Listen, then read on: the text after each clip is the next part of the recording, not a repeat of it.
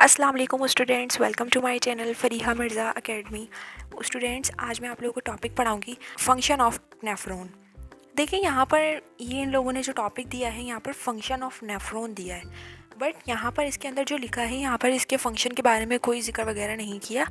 यहाँ पर ये बताया है इन लोगों ने कि ब्लड जो होता है वो किडनी में किस तरीके से एंटर होता है और फिर किडनी से चले जाता है, तो इसके बारे में यहाँ पर ये डिस्कस किया है। यहाँ पर ये नहीं बताया, नेफ्रॉन का फंक्शन के बारे में यहाँ पर कोई डिस्कस वगैरह नहीं किया, बट इन लोगों ने हेडिंग फंक्शन ऑफ नेफ्रॉन की डाली है। The renal artery when enter into kidney it divide into million of branches called afferent arterioles. देखिए जो रीनल आर्टरी होती है, जब वो किडनी के अंदर एंटर होती है, जैसे ही किडनी के अंदर रीनल आर्टरी एंटर होती है तो क्या होता है, ये जो रीनल आर्टरी होती है ये मिलियन के हिसाब से ब्रांचेस बना लेती है। जो मिलियन के हिसाब से ये ब्रांचेस बनाती है उन्हें कहते हैं एफरेंट आर्टरीओल्स, उन्हें एफरेंट आर्टरीओल्स कहते हैं। The blood enters the kidney by renal artery goes into afferent arterioles। जब ब्लड किडनी के अंदर दाखिल होता है तो वो रीनल आर्टरी में से होता हुआ एफरेंट आर्टरियोल के पास चले जाता है ब्लड, ठीक है। Each afferent arterioles further divides into numerous blood capillaries in Bowman capsule are collectivity called glomerulus। देखिए हर जो एफरेंट आर्टरियोल्स होती है वो मज़ीद ब्लड कैपिलरीज के अंदर डिवाइड हो जाएंगी।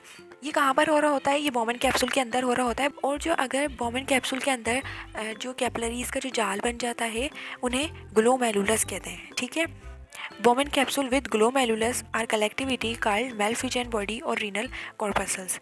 देखिए बॉमन कैप्सूल के साथ जो ग्लोमेरुलस होता है, अगर ये दोनों कलेक्ट हो तो इन्हें कहते हैं मेलफिजन बॉडी और रीनल कॉर्पसल्स। मतलब यूँ समझे, मैंने आप लोगों को पिछले वीडियो में बताया था, ये बॉमन कैप्सूल है, इसके अंदर जो जाल है कैपिलरीज का वो ग्लोमेरुलस है, तो ये बॉमन कैप्सूल और ग्लोमेरुलस इन दोनों को मेलफिजन बॉडी कहते हैं। मेलफिजन बॉडी और रीनल कॉर्पसल्स इन दोनों को कहते हैं, ठीक है। Blood leaving the glomerulus through efferent arterioles enters blood capillaries surrounding the nephron. देखिए जो ग्लोमेरुलस होता है ये मुख्तलिफ किस्म की आर्टरियोल्स में डिवाइड हो जाता है, जिसे एफरेंट आर्टरियोल्स कहते हैं। फिर ये जो एफरेंट आर्टरियोल्स होता है ये मजीद कैपिलरीज के अंदर डिवाइड होगा, जिन्हें पेरिट्यूब्यूलर कैपिलरीज कहते हैं। जो नेफ्रॉन होता है उसके गिर्द होता है ये पेरिट्यूब्यूलर कैपिलरीज, ठीक है। Blood capillaries surround a loop of final unit to form venule which ultimately joins to form a branch of renal vein।